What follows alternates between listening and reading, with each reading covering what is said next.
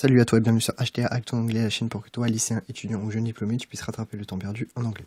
Je te retrouve aujourd'hui dans une nouvelle vidéo dans laquelle on va parler du present perfect continu.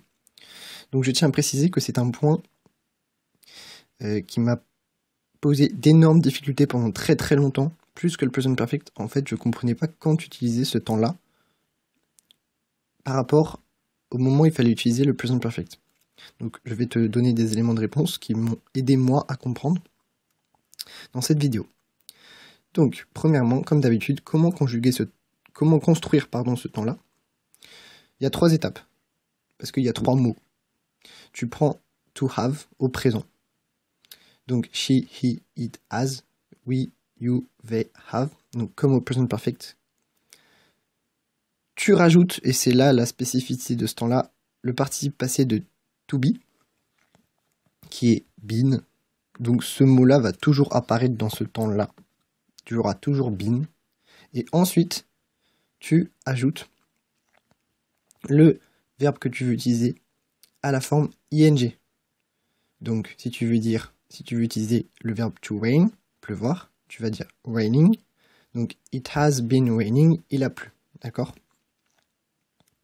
Ensuite, et là c'est là quand ça commence à devenir technique, quand utiliser ce temps-là, qui nous embête pour pas dire autre chose, en fait ce qu'il faut comprendre, c'est que ce temps-là a les mêmes valeurs, les mêmes nuances, les mêmes utilisations que le present perfect, le bilan, le constat, tout ça. Va voir la vidéo d'hier si tu ne l'as pas vue. Mais là, on va plus insister sur l'action ou sa durée, et où sa durée en fait. Je m'explique.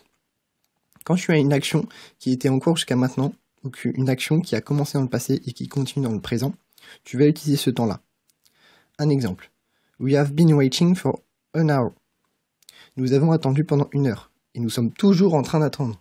Donc, il faut bien comprendre qu'en fait, les temps progressifs en anglais, donc les temps où tu vas utiliser ing, le present perfect continu, présent continu, passé continu qu'on a vu, le prétérit continu qu'on a vu dans d'autres vidéos, ils ont toujours cette notion-là de progression de l'action. Et c'est ça qu'il faut comprendre et que peu de gens comprennent, et j'ai mis très longtemps à le comprendre, et je ne le maîtrise pas encore à 100%. C'est cette notion de progression de l'action. Donc, c'est une action qui dure d'un point A à un point B. Là, on a attendu dans le passé pendant 1 heure, ce qui a eu un impact sur le présent, ok, parce qu'on est toujours en train d'attendre. Donc, on pourrait utiliser le present perfect, mais là, on va utiliser le present perfect continu pour insister sur la durée de l'action. Donc, we have been waiting for an hour. Un autre exemple, et là, tu vas peut-être comprendre encore mieux. I have been learning English for years. Cela fait des années que j'apprends l'anglais, et je suis toujours en train de l'apprendre. Donc, c'est une action qui dure depuis des années. Moi, personnellement, j'apprends l'anglais depuis que je suis en CE2. Je suis toujours en train de le travailler, je suis toujours en train de l'apprendre. Donc, c'est une action qui a commencé dans le passé, et qui dure jusqu'à avoir un impact dans le présent, vu qu'elle est toujours en train de se produire dans le présent. D'accord? Ensuite, comment poser une question? Donc, c'est exactement pareil que le present perfect, il y a juste un mot qui change, qui se rajoute. Donc, tu vas prendre have avec inversion du sujet, puis been, puis la forme ing du verbe. Donc, have you, have inversion du sujet, donc have you been waiting? Est-ce que tu as attendu? Comment exprimer une phrase négative? Donc là, tu vas prendre have, tu vas rajouter not avec been et la forme ing du verbe.